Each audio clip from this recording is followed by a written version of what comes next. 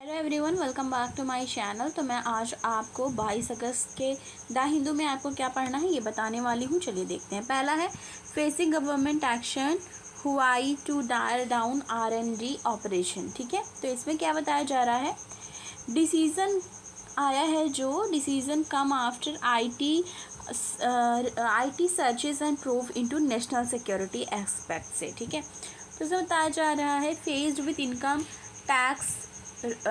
Tax searches exclusion for 5G telecom trials.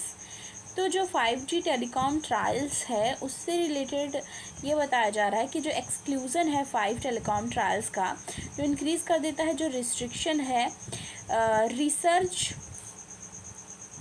Laboratories पे, Chinese telecom major हुआई पे। ठीक है, और ये प्लान करता है डाउन साइज करने के लिए ऑपरेशन एट इस रिसर्च एंड डेवलपमेंट फैसिलिटीज़। ठीक है, तो ये चीज़ है।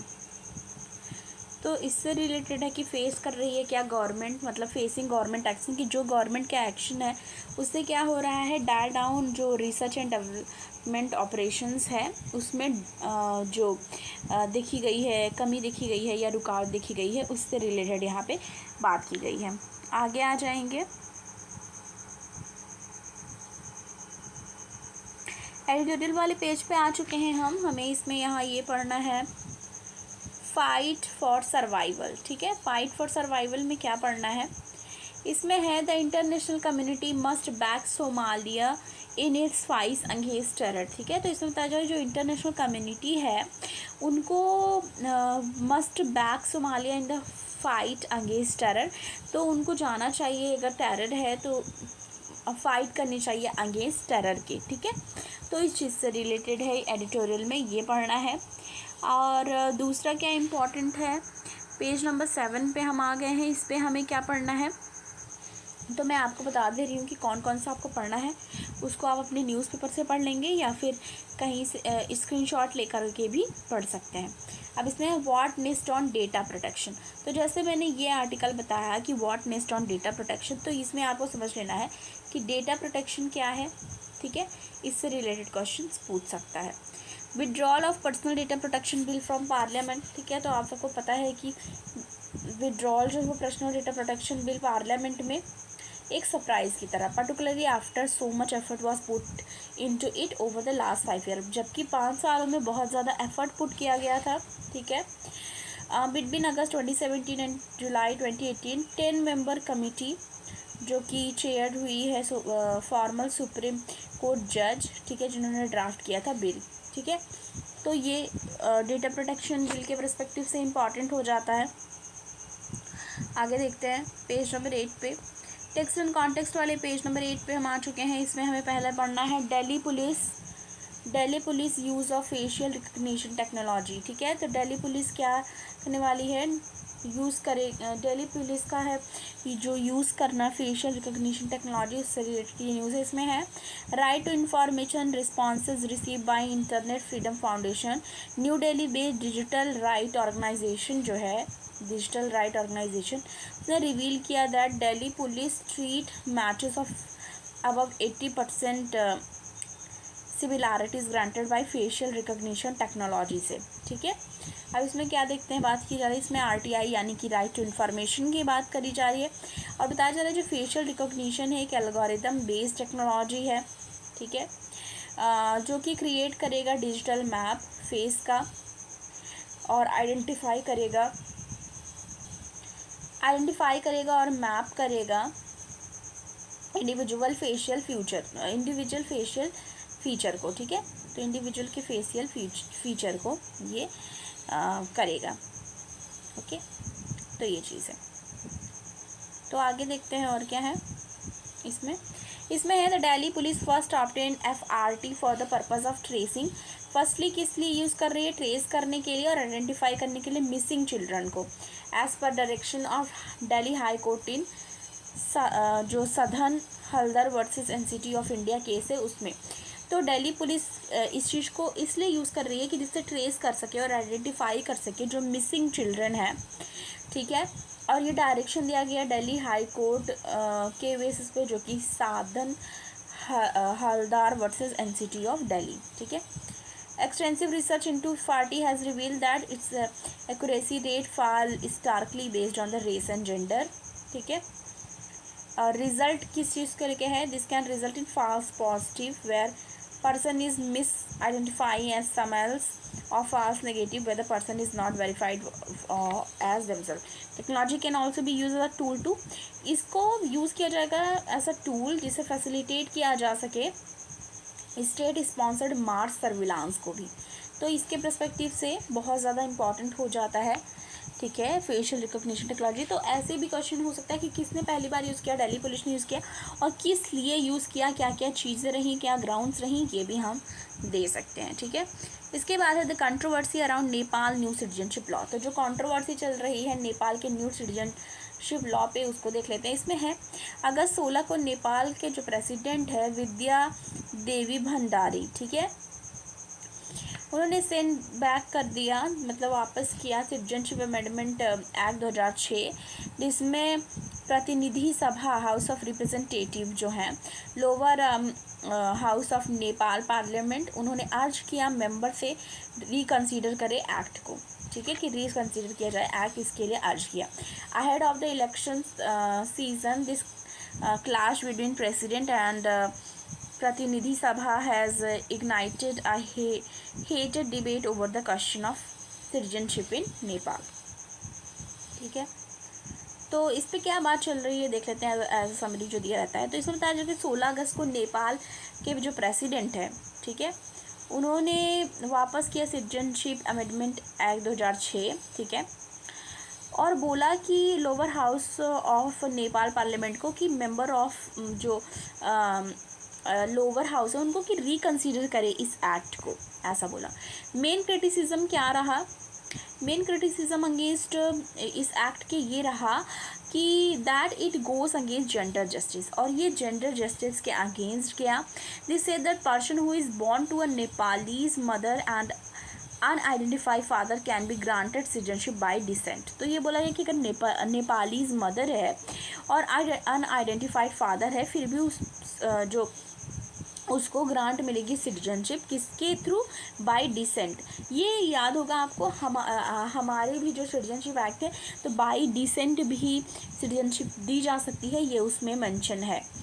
But if the father is foreigner the citizen by descent would be converted to naturalise citizen. ठीक है, और इसमें बोल रहे हैं कि अगर फादर फॉरेनर है तो सिटीजन जो है, ठीक है, सिटीजनशिप जो है डिसेंट का, वो कन्वर्ट हो जाएगा नेचुरलाइज्ड सिटीजनशिप पे. ठीक है, however people of the Terai region, जो तेराई रीजन के पीपल हैं और मधेसी पार्टीज़ हैं, वो सपोर्ट कर रहे हैं इस एक्ट को. तो ये इम्पॉर्टेंट है उस पर्सपेक्टिव से. ठीक है,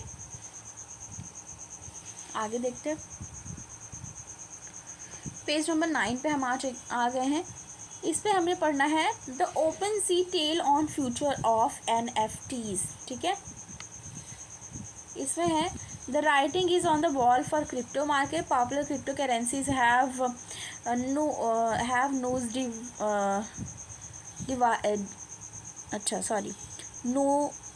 नोसी डाइव्ड. आई थिंक आप प्रोनाउंसिएशन करेक्ट कर लीजिएगा. ठीक है, after a meteoric rise last year several crypto exchanges जो हैं वो लेड ऑफ हुए हैं सिग्निफिकेंट पोर्शन के लिए. एम्प्लॉय और लेंडिंग जो प्लेटफॉर्म है उनका स्ट्रगल जो चल रहा है, ठीक है, वो रिमेन सॉल्वेंट रहा. ठीक है, तो उसको लेकर के इस आर्टिकल में बात करी गई है. इसमें कहा जा रहा है being a part of this ecosystem, कि अगर इस इकोसिस्टम के पार्ट होने के नाते नॉन जो फंजिबल टोकन है NFT का, वो as a result of crypto fall out देखा जाएगा. ठीक है, इसमें open sea is said to be one of the largest NFT market place. तो जो ओपन सी है वो लार्जेस्ट NFT मार्केट प्लेस है. ठीक है, earlier this year platform was valued, ठीक है, कितना? $13 billion after raising around $300 million. ठीक है, वेंचर कैपिटल है. जनवरी में Open Sea monthly volume for the Ethereum short over $4.8 billion रहा. ठीक है, however after crypto crash in May, लेकिन क्रिप्टो क्रैश देखा गया मई में बोथ बिटकॉइन के लिए. ठीक है, both bitcoin and either fail and more half in the value after the first things half in value देखा गया आफ्टर 6 मंथ ऑफ 2022। और डेली ट्रांजैक्शन जो है ओपन सी पे वो ग्रेजुअली डिक्लाइन देखा गया सिंस देन, तब से लेके। और जुलाई 14 को क्या हुआ, 14 जुलाई को ओपन सी को फाउंडर जो है CEO डेविन फिंजर, उन्होंने अनाउंस किया कि that it was a hard day, बोला हार्ड डे रहा कंपनी के लिए, which was firing 20% of its item. ठीक है, तो ये क्रिप्टो से रिलेटेड रहा, जो कि इम्पॉर्टेंट हो जाता है पर्सपेक्टिव। आगे आ जाएंगे, पेज नंबर 12 पे हम आ गए। इसमें है India China ties can't be a one way street, ये पढ़ना है।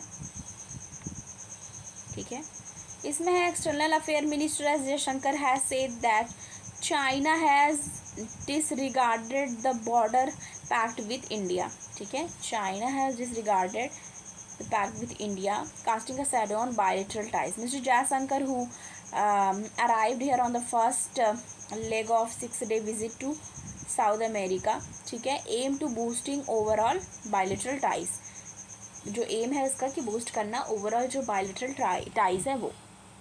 ओके, अब देखिए फिर से यहाँ पे फ्रीबीज की बात करी गई है, freebies came come at a price economics. तो फ्रीबीज से रिलेटेड बहुत ज़्यादा इंपॉर्टेंट हो जाता है, मैंने आपको पहले भी इससे रिलेटेड बताया कि फ्रीबीज किसे कहते हैं, एक जो पॉलिटिकल एजेंडा टाइप ले लिया जा रहा है कि जो फ्री चीज़ें प्रोवाइड कराना लोगों को। ठीक है, अब पेज नंबर 14 पे हम आ जाएंगे। इसमें हमें क्या पढ़ना है, Singapore will replace law against gay sex says PM। तो सिंगापुर क्या करेगी, रिपील करेगी लॉज जो अगेंस्ट हैं गे सेक्स के, ऐसा प्राइम मिनिस्टर ने वहाँ के बोला है।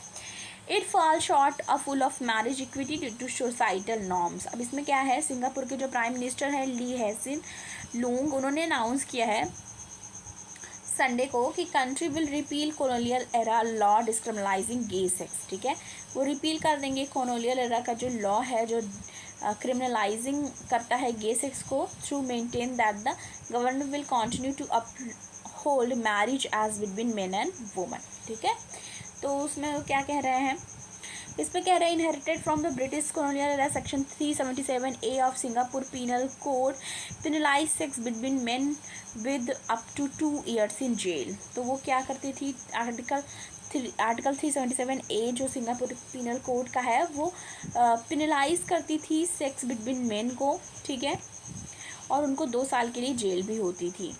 गे right campaigner have long said the law ran about a fall of affluent city state increasingly modern and vibrant culture and had mounted 2 unsuccessful legal challenges।